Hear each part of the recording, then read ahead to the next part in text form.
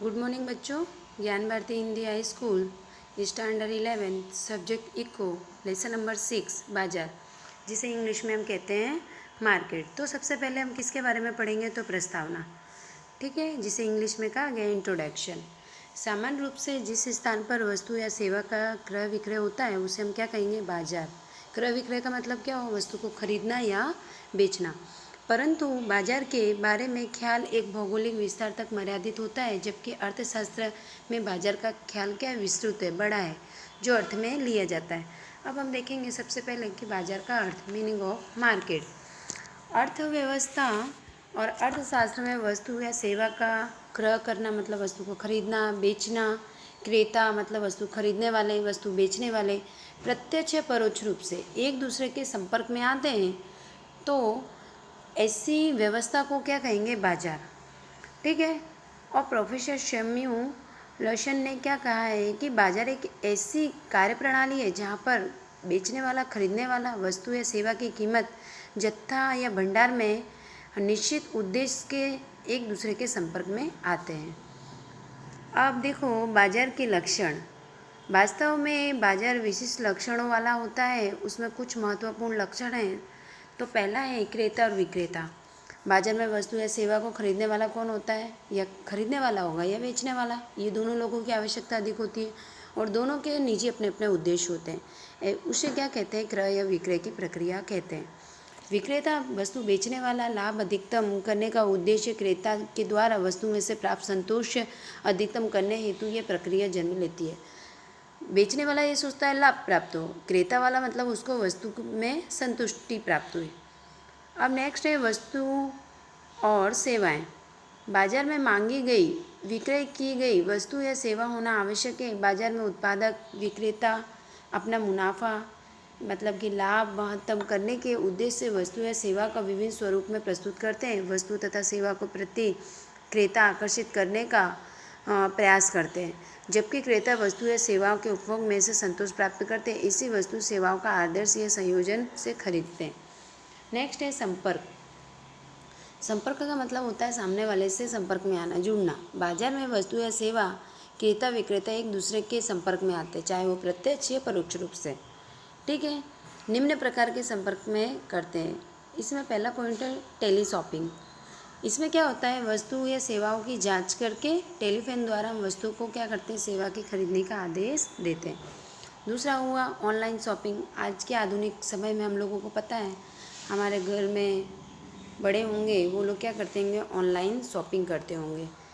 इसमें क्या होता है? इंटरनेट के माध्यम से उस वस्तु या सेवा को बेचने वाली वेबसाइट पर जाकर वस्तु को क्या करते हैं? पसंद करते हैं, उस वस्तु की सेवा खरीदने का ऑर्डर देते हैं, आदेश देते हैं। वर्तमान समय में टेली शॉपिंग और ऑनलाइन शॉपिंग जैसे माध्यम हमारे पास आ गए हैं, ठीक है।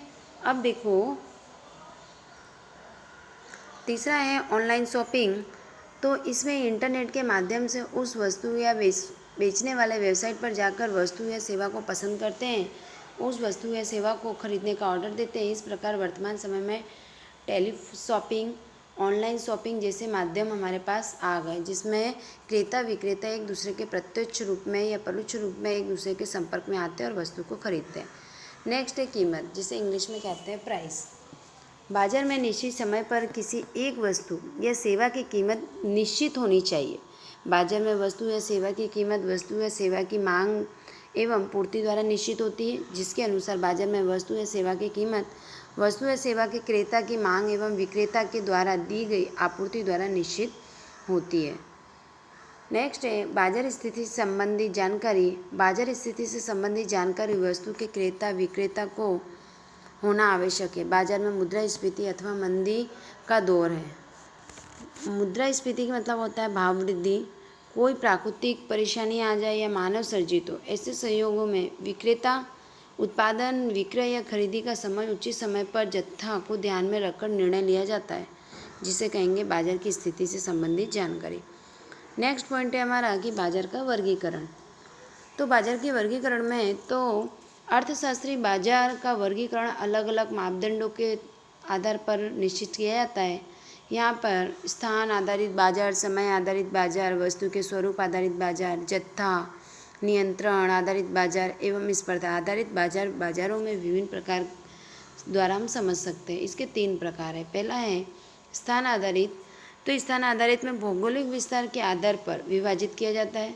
दूसरा है स्थानीय बाजार, जो सामान्य रूप से जिन वस्तु या सेवा का जहाँ पर उत्पादन होता हो वहीं उसका विक्रय किया जाता हो उससे स्थानीय बाजार, मतलब मैंने जहाँ पर वस्तु का उत्पादन किया वहीं पर हम उसका क्या करें, बेच दिया जाए। जैसे कि मिट्टी के बर्तनों का बाजार, जहाँ पर बनाई जाती है वहीं पर बेची जाती है, क्योंकि ये मिट्टी के बर्तन कैसे होते हैं, एक जगह से दूसरे जगह ले जाने पर जल्दी करके वो क्या होते हैं, टूट जाते हैं। तो वहीं पर वो लोग क्या करते हैं, अपना भंडार रखते हैं, जत्था रखते हैं और मार्केट में वस्तुओं को वहीं पर क्रेता वहाँ पर आकर खरीदते हैं। दूसरा है प्रादेशिक बाजार, जब वस्तु या सेवा का क्रय विक्रय करके किसी निश्चित प्रदेश या सीमित हो तो उसे प्रादेशिक बाजार कहते हैं। इसका अर्थ है अपने राज्य में आए हुए विभिन्न प्रकार के प्रादेशिक बाजार। बाजार एक ही राज्य में अलग अलग जिलों तक होते हैं। उदाहरण स्वरूप जैसे गुजरात से अहमदाबाद, बड़ोदरा, ठीक है, ये प्रादेशिक बाजार हुए। सूरत की धारी प्रादेशिक भाषा, चलचित्र प्रादेशिक भाषा की पुस्तकें इत्यादि। नेक्स्ट पॉइंट है हमारा राष्ट्रीय बाजार।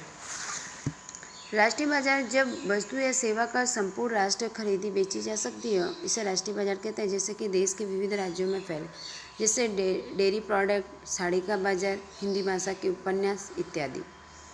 नेक्स्ट है अंतर्राष्ट्रीय बाजार, मतलब जो हमारे देश से बाहर हो वह उसे अंतर्राष्ट्रीय, आउट ऑफ कंट्री, ठीक है। इस प्रकार के बाजार में विश्व के विविध देशों में बाजार तक फैले हुए हैं और इसमें आयात निर्यात होता है, जैसे अंग्रेजी पुस्तकें, मोबाइल फ़ोन इत्यादि। बाजारों का वर्गीकरण, मतलब जहाँ भौगोलिक जड़ नहीं है, खोज करके परिवहन, दूरसंचार सुविधा, फ्रिज, कोल्ड स्टोरेज सुविधा, बाजार में वर्गीकरण परिवर्तन होता है। प्रादेशिक बाजार भी हो सकती है, एक वस्तु राष्ट्रीय बाजार की भी हो सकती है, मतलब दूसरे की भी हो सकती है और हमारे राष्ट्रीय की भी हो सकती है। नेक्स्ट पॉइंट है हमारा जत्था आधारित बाजार। जत्था आधारित बाजार में मुख्य रूप से 2 प्रकार के बाजारों को समावेश होता है, जैसे कि थोक बाजार एवं फुटकर बाजार, है ना। थोक बाजार यह एक ऐसा बाजार है कि जहाँ पर बड़े पैमाने पर वस्तु का क्रय या विक्रय होता है, मतलब बेचा जाता है, खरीदा जाता है। उत्पादक के पास बड़े पैमाने पर वस्तुएं खरीदी जाती हैं और बेची जाती हैं।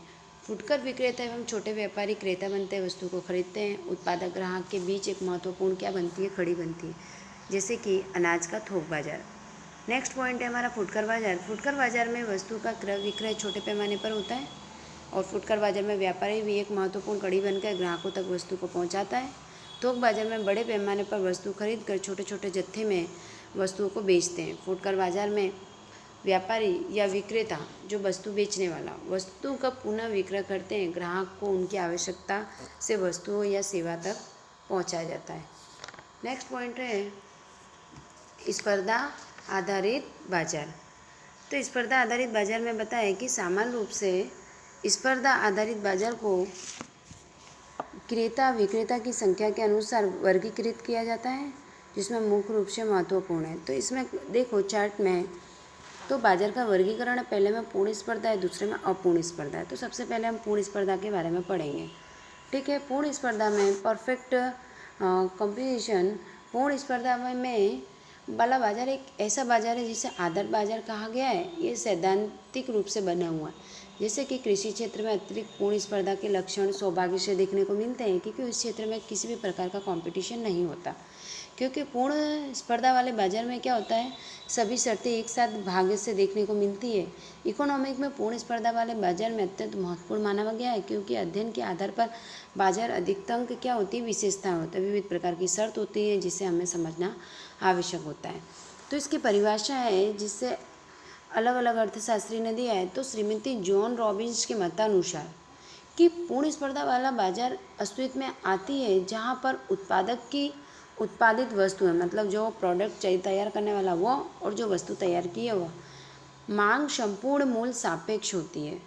और दूसरा प्रोफेसर लेफ्टविच के मतानुसार पूर्ण स्पर्धा एक ऐसी बाजार व्यवस्था है जहाँ पर बाजार को कीमत को प्रभावित कर सके। इतनी बड़ी इकाई समस्त बाजार में होने के कारण बहुत सी इकाइयाँ सम गुणधर्मी वस्तु का विक्रय भी करती है, मतलब एक ही जैसे गुणधर्म अनेक इकाइयों के पास वह। अब देखो नेक्स्ट है हमारा कि पूर्ण स्पर्धा के लक्षण। तो असंख्य क्रेता और विक्रेता, ऐसे बाजारों में असंख्य क्रेता होते हैं और असंख्य क्या होते हैं, विक्रेता होते हैं। विक्रेता के बावजूद आपूर्ति का बहुत ही बड़ा हिस्सा बेचता है और संपूर्ण बाजार में नियंत्रण रखना संभव नहीं होता, वहाँ पर बाजार को कीमत पर प्रभाव नहीं पड़ सकता। जैसे कि गेहूँ के एक खेत में गेहूं के उत्पादन बढ़े या घटे, इसके बावजूद भी कुल जत्थे पर असर नहीं पड़ता। त्यौहार में उपयोग में ली गई छोटे मोटे बल्बों की हारमाला की कोई बल्ब न जले तो भी उसके प्रकाश पर कोई प्रभाव नहीं पड़ता। ठीक उसी प्रकार विक्रेता बाजार का एक छोटा हिस्सा है और कीमत पर कोई प्रभाव नहीं डाल सकता। उसी प्रकार क्रेता असंख्य होने के कारण, मतलब वस्तु खरीदने वाले बहुत सारे होने के कारण भी विक्रेताओं की तरह वस्तु की बाजार कीमत पर कोई में परिवर्तन या प्रभाव नहीं डाल सकते। बाजार में वस्तु की कीमत स्वतंत्र रूप से होती है। बाजार में कई तत्व होते हैं, मांग और पूर्ति द्वारा निश्चित होता है। इस प्रकार के बाजार में क्या होता है, पूर्ण स्पर्धा वाले बाजार में वस्तु की कीमत वस्तु की मांग की पूर्ति निश्चित होने के कारण विक्रेता के द्वारा प्राइस टेकर अर्थात कीमत स्वीकार करने वाला बनकर रह जाता है। अब देखो, समगुणधर्मी वस्तुएं पूर्ण स्पर्धा वाले बाजार में दूसरे महत्वपूर्ण चीज़ें समगुणधर्मी, मतलब एक ही वस्तु की जो रंग है, गंध है, कद, स्वाद, आकार, वजन अनेक इकाइयों के पास एक समान हो। सभी वस्तुएं एक जैसी होने के बावजूद भी एक स्वरूप में समरुखी वस्तुओं के तरह हम जाना जा सकते हैं। इस बाजार में समगुणधर्मी विविध उत्पादन अथवा विक्रेता अलग अलग कीमत नहीं ले सकते। समगुणधर्मी वस्तुओं के कारण साम्यता होने से अलग अलग कीमत चुकाने की तैयारी नहीं होती, इसलिए इस बाजार में वस्तु की कीमत एक जैसी देखने को मिलती है। अब देखो, नेक्स्ट है हमारा इकाइयों का मुक्त आवागमन। तो पूर्ण स्पर्धा वाले बाजार में क्या होता है कि तीसरा महत्वपूर्ण लक्ष्य इकाई का मुक्त आवागमन, मतलब वस्तु को भेजना या मंगाना। उद्योग जगत के बिना नियंत्रण के प्रवेश निकास होना। जबकि कोई उद्योग असामान्य मुनाफे की स्थिति हो तो असामान्य मुनाफे का आकर्षित हो सकता है। उसमें यदि किसी उद्योग या असामान्य घाटे की स्थिति उत्पन्न होती है तो वह इकाइयाँ असामान्य घाटे के कारण उद्योग जगत को छोड़कर चली जाती, बंद हो जाती। भाई प्रॉफिट नहीं होगा तो क्या होगा, इकाइयों का दिवालिया हो जाएगा, बंद हो जाएगा, ठीक है, विसर्जन हो जाएगा। पूर्ण स्पर्धा वाले बाजार में मुक्त आवागमन सिर्फ अल्पकालीन होता है, मतलब कुछ समय के लिए होता है। अल्पकालीन में उद्योग में लाभ से आकर्षित होकर प्रवेश करती है। घाटा होने के कारण इकाइयों को जगह छोड़कर जाना पड़ता है, बंद करना पड़ता है। और लाभ की स्थिति होती है तो उद्योग में आवागमन आपको बंद हो सकता है, जिससे कि उद्योग सामान्य स्थिति में पहुंच सकता है। तो इकाइयों को इस उद्योग जगत में प्रवेश आकर्षण खत्म हो जाता है, इकाइयाँ उद्योग जगत में प्रवेश बंद करती हैं। इसी प्रकार उद्योगों के सामने लाभ की स्थिति में यदि कोई इकाई घाटा न कर रही है तो वह उद्योग जगत छोड़कर नहीं जाती, आगे भी जाकर वो क्या करती है, व्यवसाय करती है। तो बच्चों, यहाँ तक हमने ये लेसन किया और जो आगे का पॉइंट है मैं नेक्स्ट लेक्चर में आपको पढ़ाऊँगी। इसमें से जितने भी क्वेश्चन आंसर हैं आपको लिखने हैं तथा याद करना है।